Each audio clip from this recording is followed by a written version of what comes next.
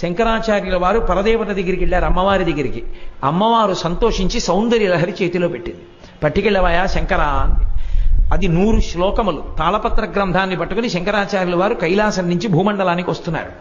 నందీశ్వరుడు చూశాడు. ఇన్నాళ్ళు సౌందర్య లహరి ఒక్క కైలాసంలోనే ఉండేది.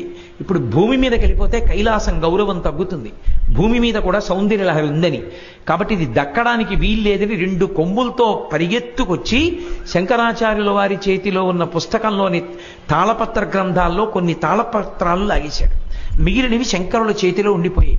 59 శ్లోకాలు ఉన్న తాళపత్రాలు వెళ్ళిపోయాయి, 41 ఉండిపోయాయి. శంకరుడు కించిత్ బాధపడ్డారు, అమ్మ ఇచ్చిన దాంట్లో కొంత భాగం పోయింది అని.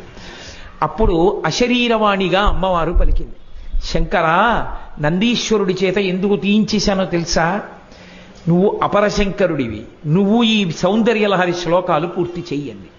వెంటనే శంకరాచార్యుల వారు ఆ నందీశ్వరుడు తీసేసుకున్న 59 శ్లోకాలు తాను పూరించేశాడు.